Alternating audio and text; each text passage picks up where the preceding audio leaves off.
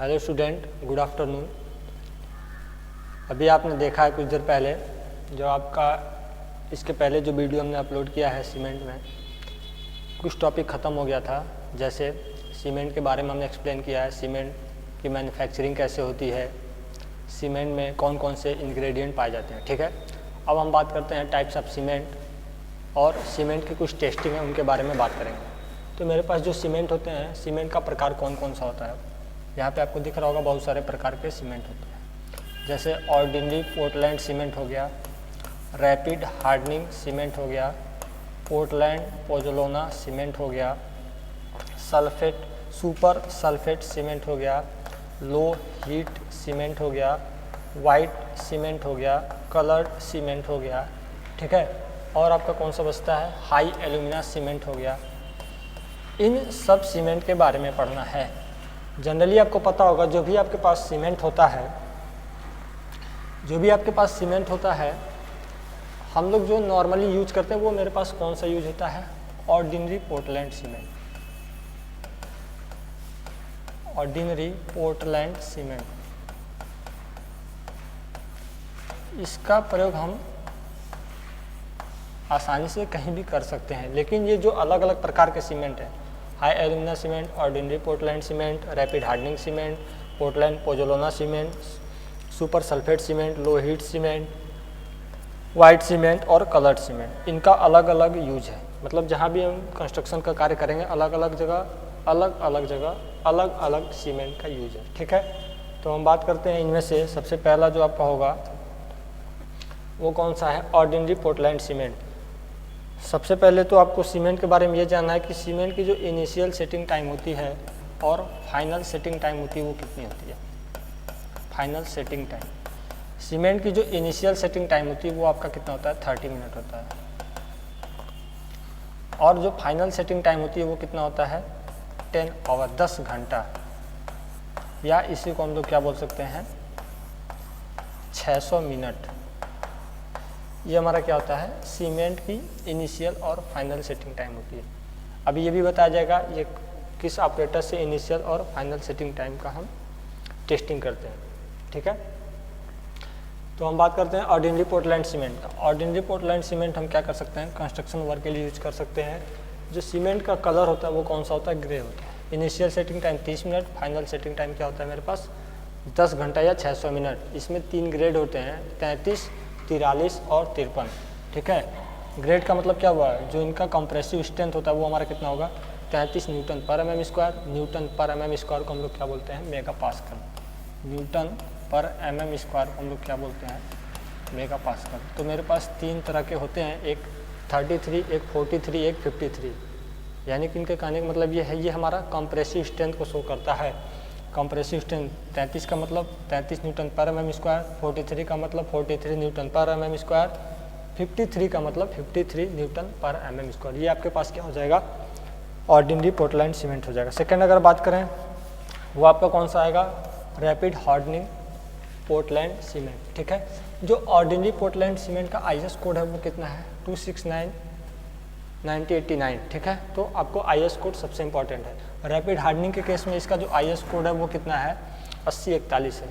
Rapid hardening जो cement होता है इसका यूज कहाँ पे करते हैं हम लोग, रोड में करते हैं। रैपिड हार्डनिंग जो सीमेंट होता है इसका यूज हम कहाँ पे करते हैं, रोड पर्पज़ के लिए, और ब्रिज का जो जब कंस्ट्रक्शन होता है वहाँ पे हम रैपिड हार्डनिंग सीमेंट का यूज करते हैं। रैपिड हार्डनिंग सीमेंट में एक क्वालिटी होती है। अगर हम बात करें ऑर्डिनरी पोर्टलैंड सीमेंट के बारे में, तो ऑर्डिनरी पोर्टलैंड सीमेंट अगर जैसे एग्जाम्पल के तौर पे आपको हम समझाना चाहें तो जो ऑर्डिनरी पोर्टलैंड सीमेंट है वो अगर मान लीजिए 43 न्यूटन पर mm स्क्वायर सामर्थ्य आपका होता है, कंप्रेसिव स्ट्रेंथ चेक करते हैं, तो मान लीजिए ऑर्डिनरी पोर्टलैंड सीमेंट का 3 दिन में, ऑर्डिनरी पोर्टलैंड सीमेंट 3 दिन में अगर 10 न्यूटन या किलो न्यूटन की अगर सामर्थ्य प्राप्त करती है, तो उसी कंडीशन में हमारा अगर रैपिड हार्डनिंग सीमेंट होगा तो रैपिड हार्डनिंग सीमेंट इसी सामर्थ्य को 1 दिन में प्राप्त कर लेगा। यही अंतर होता है। ऑर्डिनरी पोर्टलैंड सीमेंट अगर किसी सामर्थ्य को 10 न्यूटन सामर्थ्य को प्राप्त करने में 3 दिन लगाता है तो वहीं पे रैपिड हार्डनिंग सीमेंट 10 न्यूटन सामर्थ्य प्राप्त करने में कितना दिन लगाता है? 1 डे लगाता है। ठीक है, तो यही आपका क्या हो गया? Rapid hardening cement. Cost of rapid hardening cement क्या होता है? जो भी कॉस्ट यानी कि पैसा आता है रैपिड हार्डनिंग सीमेंट के कंडीशन में, वो ऑर्डिनरी पोर्टलैंड सीमेंट के कंडीशन में 10% क्या आता है? ज़्यादा आता है। ठीक है, नेक्स्ट आपका बात करते हैं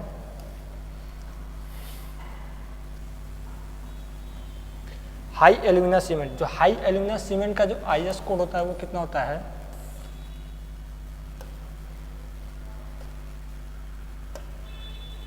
6452 होता है। ठीक है, हाई एल्यूमिना सीमेंट में क्या करते हैं? 40% बॉक्साइड, 40% लाइम, 15% आयरन ऑक्साइड और कुछ परसेंटेज में फेरिक ऑक्साइड, सिलिका तथा मैग्नीशिया मिला करके हम हाई एल्यूमिना सीमेंट बनाते हैं। ठीक है, हाई एल्यूमिना सीमेंट में क्या होता है? जो एल्यूमिना की मात्रा होती है, एल्यूमिना की मात्रा 32% से कम नहीं होनी चाहिए। ठीक है, इसमें गुड सल्फेट रजिस्टिंग आता है। हाई एल्यूमिना जो सीमेंट होता है इसकी जो इनिशियल सेटिंग टाइम होती है वो कितनी होती है? 3 आवर और 5 आवर, यानी कि इनिशियल सेटिंग टाइम जो होगी 3 घंटे, फाइनल सेटिंग टाइम जो होगी वो 5 घंटे। अगर ऑर्डिनरी पोर्टलैंड सीमेंट की बात करें तो ऑर्डिनरी पोर्टलैंड सीमेंट के कंडीशन में इनिशियल सेटिंग टाइम आपकी कितनी होती थी? 30 मिनट होती थी और फाइनल सेटिंग टाइम कितनी होती थी? 10 घंटा, यानी कि 600 मिनट होता था। ठीक है, नेक्स्ट आपको हम बात करें लो हीट सीमेंट। तो लो हीट सीमेंट का यूज हम कहाँ पे करते हैं? डैम में करते हैं, और जहाँ पर राफ्ट फाउंडेशन होता है वहाँ पर हम लो हीट सीमेंट का यूज करते हैं। इसकी जो इनिशियल सेटिंग टाइम और फाइनल सेटिंग टाइम होती है वो कितनी होती है? 1 घंटा, और initial setting time, final setting time कितना होता है? 10 घंटा होता है। ठीक है, नेक्स्ट आपका क्या आता है? Portland pozzolana cement. Portland pozzolana cement का जो IS कोड है वो कितना है? 1489/1991। ये आपका क्या हो जाएगा? IS कोड होता है। ठीक है, इसका पोर्टलैंड पोजोलोना सीमेंट का यूज कहाँ पे होता है? मरीन वर्क, यानी कि समुद्र में जो हम पिलर का यूज करते हैं या कोई भी स्ट्रक्चर हम तैयार करते हैं वहाँ पे हम किसका यूज करते हैं? पोर्टलैंड पोजोलोना सीमेंट का यूज करते हैं। नेक्स्ट आपका क्या आता है? Sulphate resisting cement. Sulphate resisting cement में क्या होता है? जो हमारे पास ट्राई कैल्शियम एल्यूमिनेट होता है, ट्राई कैल्शियम एल्यूमिनेट की मात्रा 3.5% से कम होती है। C3A यानी कि ट्राई कैल्शियम जो एल्यूमिनेट है सल्फेट, सुपर सल्फेट सीमेंट में ट्राई कैल्शियम एल्यूमिनेट की जो मात्रा होती है वो 3.5% से कम होती है। सुपर सल्फेट सीमेंट का यूज कहाँ पे करते हैं? कैनाल में करते हैं, कैनाल हुआ, कलवर्ट हुआ। ठीक है, वहाँ पे हम किसका यूज करते हैं? सुपर सल्फेट सीमेंट का यूज करते हैं। कैनाल, कलवर्ट या सीवर में इसका यूज करते हैं। और सुपर सल्फेट का सीमेंट एक जगह और करते हैं, जहाँ भी कंक्रीट सरफेस है, कंक्रीट सरफेस में हो सकता है कहीं पे क्रैकिंग आए हुए, दरारें हों, उसको फिल करने के लिए भी हम क्या करते हैं? सुपर सल्फेट सीमेंट का यूज करते हैं। ठीक, नेक्स्ट आपका आता है वाइट सीमेंट। वाइट सीमेंट में क्या होता है? नाम ही है वाइट सीमेंट, तो वाइट सीमेंट में आयरन ऑक्साइड जो होता है वो नहीं होता है।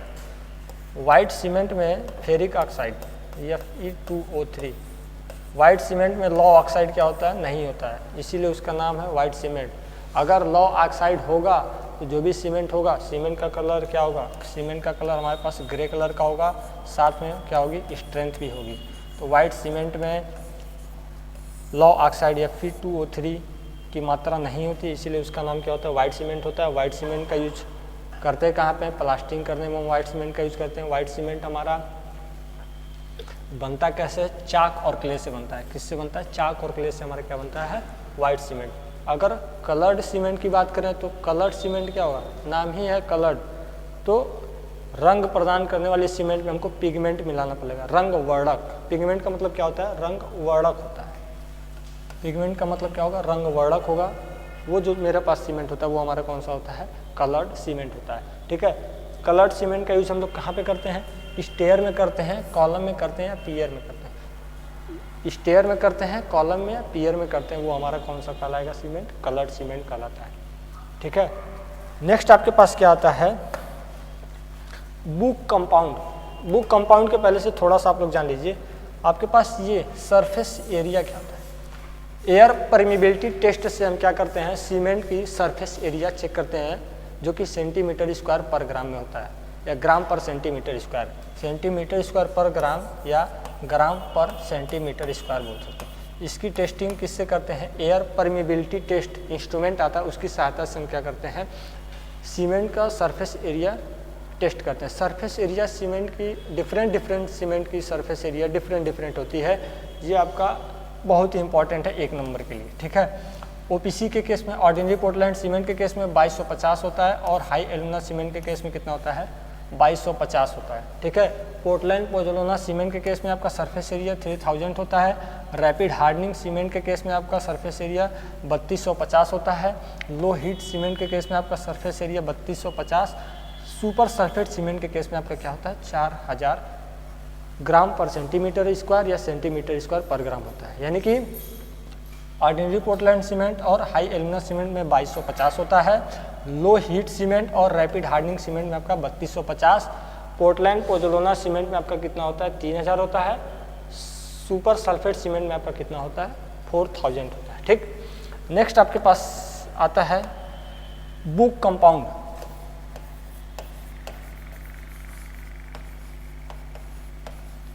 नेक्स्ट आपके पास क्या आता है? Book compound. ये सबसे इंपॉर्टेंट है। बुक कंपाउंड हमारे पास कितने प्रकार के होते हैं? 4 टाइप्स के होते हैं।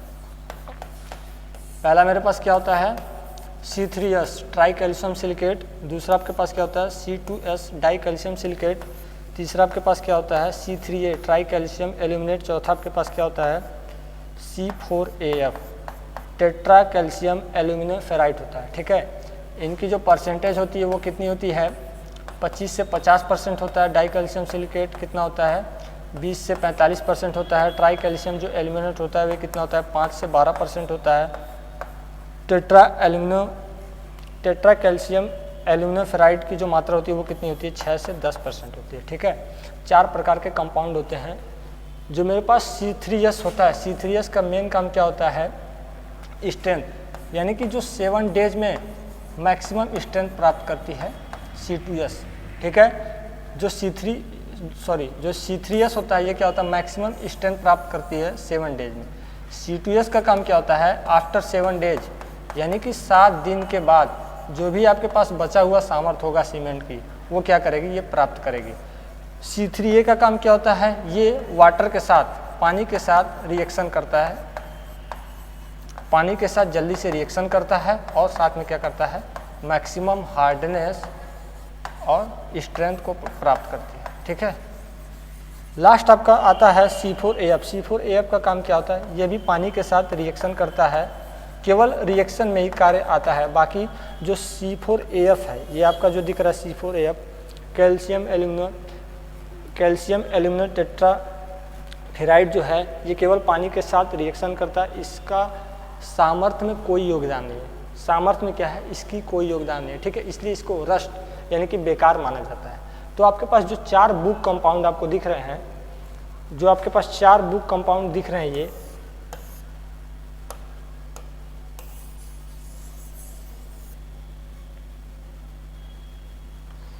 चलिए 4 आपके जो बुक कंपाउंड हैं ये इंपॉर्टेंट क्या है? जो C3A है, यानी कि C3A का मतलब ट्राई कैल्शियम एल्यूमिनेट जो है, ये पानी के साथ रिएक्शन जल्दी से करता है, ठीक है, और मैक्सिमम स्ट्रेंथ, मैक्सिमम सामर्थ्य को प्रदान करता है।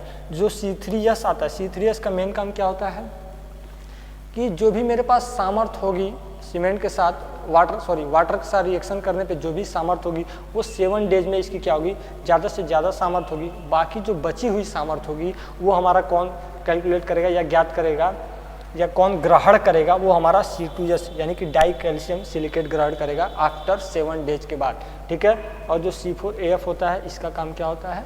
केवल रिएक्शन करने के काम में आता है वाटर के साथ, बाकी इसकी कोई सामर्थ्य से लेना देना नहीं। तो ये 4 प्रकार के आपके पास कंपाउंड होते हैं।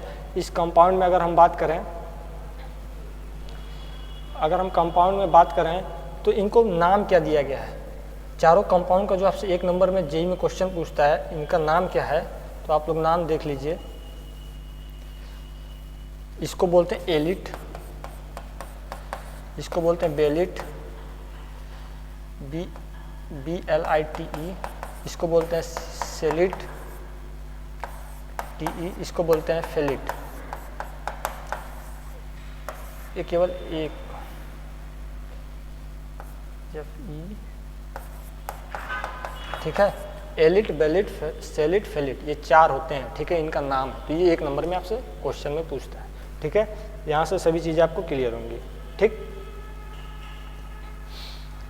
Compound try calcium silicate, die calcium silicate, try calcium eliminate और टेट्रा कैल्शियम एलिमिनोफेराइड, इनका ये क्या है, परसेंटेज है, ठीक। यहाँ से आपको कोई दिक्कत नहीं होगा। नेक्स्ट आपके पास क्या आता है, सीमेंट की कुछ टेस्टिंग है, तो टेस्टिंग के बारे में पढ़ेंगे हम।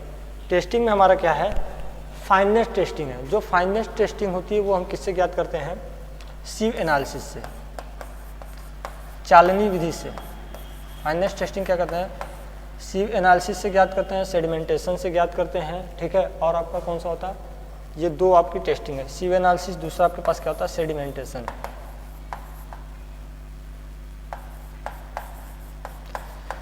सीव एनालिसिस से आपका जो भी टेस्टिंग होती है वो कैसे होती है,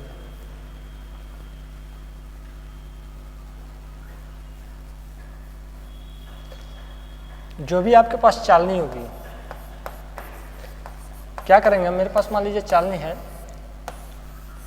चालनी में हम क्या करेंगे, 100 ग्राम सीमेंट ले लेंगे, ठीक है, 100 ग्राम सीमेंट ले लेंगे। जब सीमेंट को चालनी की सहायता से जब पास कराएंगे, तो पास कराने के बाद हम ये देखेंगे जो भी मेरे पास सीमेंट बचना चाहिए इस चालनी में, जो भी मेरे पास सीमेंट इस चालनी में बचना चाहिए वो कितना बचना चाहिए, 10%, यानी कि 100 ग्राम जो है उसका 10% कितना होगा, 10 ग्राम हमारा क्या होना चाहिए, बचना चाहिए। ये हमारा क्या कहलाता है, सीव एनालिसिस से सीमेंट की फाइननेस टेस्टिंग याद करते हैं, ठीक है। फाइननेस टेस्टिंग इन तीनों मेथड से हम याद करते हैं, ठीक है। नेक्स्ट आपका क्या आता है, साउंडनेस टेस्टिंग। साउंडनेस टेस्टिंग से क्या, साउंडनेस टेस्टिंग जो होता है वो किस ऑपरेटर से ज्ञात करते हैं, वो हमारा होता है ली चैटलियर ऑपरेटर्स। ली चैटलियर ऑपरेटर्स की सहायता से हम क्या करते हैं, फाइननेस साउंडनेस टेस्टिंग ज्ञात करते हैं, ठीक है। जो वाटर की मात्रा जो होती है वो कितनी होती है, 0.78 P परसेंटेज में होती है। P हमारे पास क्या होता है, पानी की मात्रा होती है, ठीक है। P क्या होती है, पानी की मात्रा। नेक्स्ट आपके पास क्या आता है, कंसिस्टेंसी टेस्ट। तो कंसिस्टेंसी टेस्ट में क्या होता है, गाढ़ापन या सघनता चेक करते हैं। तो ये चेक किससे करते हैं, विकाट ऑपरेटर से करते हैं। विकाट ऑपरेटर से हम क्या करते हैं, इनिशियल और final setting time of cement, cement की इनिशियल प्रारंभिक और फाइनल अंतिम जमाव काल की हम टेस्टिंग करते हैं, ठीक है। इसमें जो वाटर मिलाते हैं वो हमारे पास कितना होगा, 0.8 P परसेंटेज हम क्या करते हैं, पानी मिलाते हैं, ठीक है। जो ऑर्डिनरी पोर्टलैंड सीमेंट की इनिशियल सेटिंग टाइम होती है वो 30 मिनट होती है, जो फाइनल सेटिंग टाइम होती है वो कितनी होती है, 10 आवर होता है, ठीक है। कंसिस्टेंसी जब टेस्ट करते हैं तो जो मेरे पास प्लंजर होता है वो कितने mm का होना चाहिए, 10 mm का। बाकी ये जो 5 mm to 7 mm 30 mm से 35 mm ये दिख रहा है, अभी हम आपको फिगर की सहायता से इसको समझाएंगे, ठीक है। नेक्स्ट आपके पास क्या आता है कि सीमेंट की कॉम्प्रेसिव स्ट्रेंथ कैसे चेक करेंगे। तो कॉम्प्रेसिव स्ट्रेंथ चेक करने के लिए क्या होता है, हमारे पास जो कॉम्प्रेसिव स्ट्रेंथ हम टेस्ट करते हैं, कॉम्प्रेसिव स्ट्रेंथ टेस्ट करने में क्या होता है, मेरे पास एक क्यूब बनाते हैं। जो क्यूब का साइज होता है वो कितना होता है, 70.6 सेंटीमीटर का होता है। 70.6 mm मेरे पास क्या होती है, क्यूब की कुछ साइज होती है जिसकी टेस्टिंग हम क्या करते हैं, 3 दिन, 7 दिन और 28 दिन पे करते हैं, ठीक है। यानी कि जो भी मेरे पास क्यूब होगा, क्यूब में क्या होता है, 1:3 में हम क्या करते हैं, 1:3 में हम क्या करते हैं, क्यूब बना लेते हैं, ठीक है। क्यूब 1:3 में 1 जो होता है वो मेरे पास क्या होगा, सीमेंट होगा, और जो 3 होता है वो मेरे पास क्या होता है, सैंड होता है। यानी कि जो रेशियो होता है 1:3 में, 1 हमारे पास 3 होगा, 1 हमारे पास सीमेंट होगा, 3 हमारे पास क्या होगा, सैंड होगा। इनका जो रेशियो लेंगे, रेशियो लेने के बाद क्यूब बनाते हैं, और जो क्यूब की साइज होती है वो कितनी होती है, 70.6 mm की साइज होती है, जिसकी हम क्या करते हैं, कंप्रेसिव स्ट्रेंथ चेक करते हैं। और कब कब चेक करते हैं, 3 दिन में, 7 डेज में और 28 दिन में। ये जो हमारे पास क्यूब बनता है, क्यूब को हम क्या करते हैं, इतने दिनों के लिए हम क्या करते हैं, पानी में डाल देते हैं या उसकी तराई करते हैं। उसके बाद क्या करते हैं, कंप्रेसिव स्ट्रेंथ टेस्टिंग करते हैं। जो कंप्रेसिव स्ट्रेंथ टेस्टिंग होता है वो हमारे पास एक मशीन होता है जिसकी सहायता से हम कंप्रेसिव स्ट्रेंथ सीमेंट की टेस्ट करते हैं। और जो पानी की मात्रा होती है वो कितनी होती है, P/4 + 3.5% होती है। P हमारा किसको शो करता है, पानी की मात्रा को शो करता है, ठीक है। जो भी हमारे पास लोडिंग रेट होता है, जैसे मान लीजिए आपके पास क्या हो गया, क्यूब हो गया, क्यूब पे जो लोड डालेंगे ना, जो लोड डालने की प्रक्रिया होती है वो कितनी होती है, 350 kg/cm² पर मिनट होता है। यानी कि जो मेरे पास ये क्यूब है 70.6 mm का जो क्यूब है, इस क्यूब में हम क्या करेंगे, जो भी हम लोड डालेंगे, कंप्रेशन लोड डालेंगे, वो लोड हमारे पास क्या होगा 350 kg पर सेंटीमीटर स्क्वायर पर मिनट के हिसाब से होगा। ऐसा नहीं है कि जो लोड हम डाल रहे हैं वो डायरेक्ट 350 kg का ही डालें, मतलब जो भी हम लोड डालेंगे, यानी कि ये मेरे पास जो क्यूब है, क्यूब पे जो लोड डालने का जो प्रोसेस होगा वो क्या होगा, धीरे धीरे हम इंक्रीज करेंगे ऐसा, ठीक है। तब जा करके जिस पॉइंट पे ये हमारे पास क्रैक होगा वो हमारे पास क्या कहलाएगा, सीमेंट की कंप्रेसिव स्ट्रेंथ टेस्ट कहलाएगी, ठीक है। कंप्रेसिव स्ट्रेंथ टेस्ट बराबर breaking load upon area of cube. Cube का एरिया क्या लेंगे, लंबाई गुणे चौड़ाई, लंबाई गुणे चौड़ाई, ये हमारा क्या हो जाएगा, क्यूब का एरिया हो जाएगा, ठीक है। नेक्स्ट आपके पास क्या आता है, टेंसाइल स्ट्रेंथ।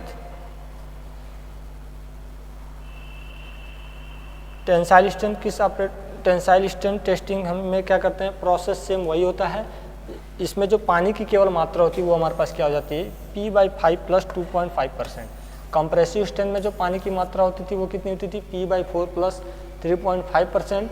लेकिन अगर टेंसाइल स्ट्रेंथ में क्या करेंगे, जो भी मेरे पास पानी की मात्रा होगी वो P/5 + 2.5% होती है। इसमें भी जो लोडिंग रेट होता है सेम किसके अकॉर्डिंग डालते हैं, जो पिछला अभी मतलब कंप्रेसिव स्ट्रेंथ था इसी के अकॉर्डिंग लोडिंग रेट क्या होता है मेरा 350, यहाँ पे थोड़ा गलत हो गया है, 350 kg पर सेंटीमीटर स्क्वायर पर मिनट के हिसाब से ही डालते हैं। तब जा करके 3 दिन में जो मेरे पास टेंसाइल स्ट्रेंथ प्राप्त होता है वो 20 kg पर सेंटीमीटर स्क्वायर होता है, और 7 डे में जो मेरे पास स्ट्रेंथ प्राप्त होता है वो कितना होता है, 25 kg पर सेंटीमीटर स्क्वायर प्राप्त होता है, ठीक, यहाँ तक किसी को कोई दिक्कत नहीं। नेक्स्ट आपके पास क्या आता है, कुछ इंपॉर्टेंट चीज़ें हैं। इंपॉर्टेंट में आपको क्या है, स्पेसिफिक ग्रेविटी की बात करें तो स्पेसिफिक ग्रेविटी सीमेंट की हम किस ऑपरेटस से कैलकुलेट करते हैं या ज्ञात करते हैं, वो हमारे पास ऑपरेटस जो होता है वो कौन सा होता है, ली चैटलियर फ्लास्क होता है, जिसकी सहायता से हम क्या करते हैं, सीमेंट की स्पेसिफिक ग्रेविटी ज्ञात करते हैं, ठीक है। नेक्स्ट कुछ इंपॉर्टेंट पॉइंट है वो हम आपको डिस्कशन करेंगे यहाँ पे। आपको पता होगा जो मेरे पास एक बोरा होता है, बोरे में जो सीमेंट होती है वो कितना उसका वेट होता है, यानी कि एक बैग में अगर सीमेंट की हम बात करें तो 50 kg सीमेंट होता है, और उस बोरे के अगर आयतन की बात करें तो आयतन हमारे पास कितना होता है, 0.034 centimetre cube, sorry 0.04 metre cube हमारे पास क्या होता है एक बोरे में, या एक बोरे का हमारे पास आयतन होता है। एक बोरे का जो वेट होता है वो हमारे पास कितना होता है, 50 kg होता है, ठीक है।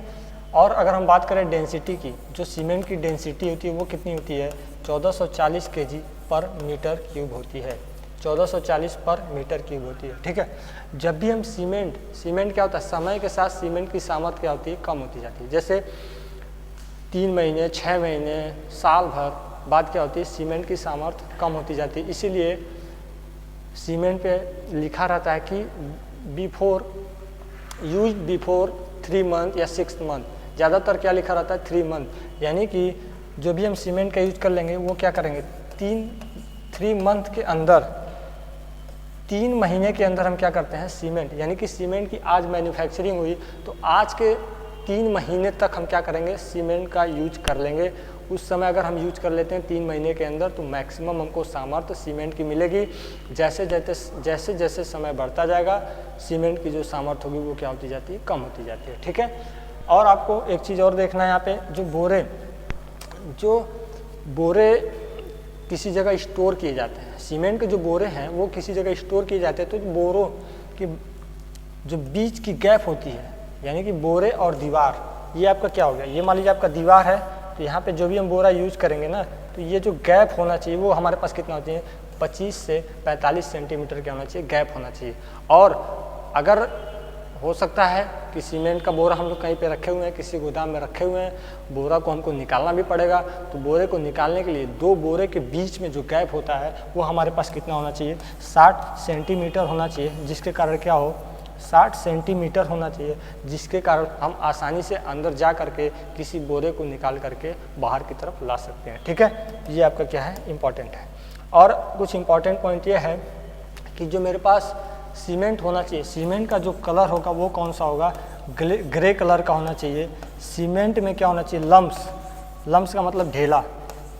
सीमेंट में जो लम्स होते हैं वो लम्स नहीं होना चाहिए। सीमेंट में हाथ डालने पर वो क्या, कूल मतलब ठंडा फील होना चाहिए, ठीक है। और एक चीज़ है, सीमेंट को अगर पानी में डाल दिया जाए, सीमेंट को अगर पानी में डाला जाए तो पानी में क्या होना चाहिए, पानी में मिक्स नहीं होना चाहिए चीनी की तरह, क्योंकि चीनी को जब पानी में डालते हैं तो क्या होता है, चीनी पानी में घुल जाता है। तो सीमेंट को अगर पानी में डालेंगे तो पानी में मिक्स नहीं होना चाहिए, सीमेंट आसानी से किसी भी कंटेनर की तली में बैठ जाए, वो हमारा क्या होता है, सीमेंट की अच्छी क्वालिटी कहलाती है, ठीक है। तो ये सब आपका डिटेल था, ठीक है। थोड़ा सा आपको हम फिगर दिखाना चाहते हैं कि कंप्रेसिव स्ट्रेंथ टेस्ट मशीन वीकार्ट ऑपरेटर्स का आपको दिखा दे रहे हैं, थोड़ा सा वेट करिए।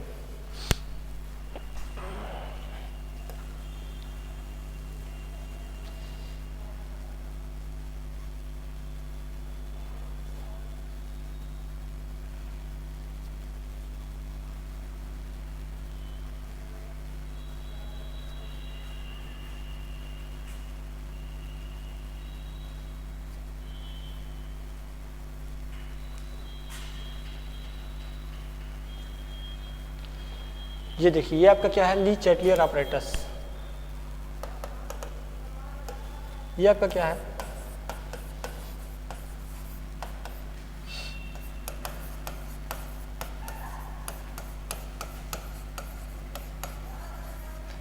ली चैटलियर ऑपरेटस। ली चैटलियर ऑपरेटस की सहायता से हम क्या करते थे, साउंडनेस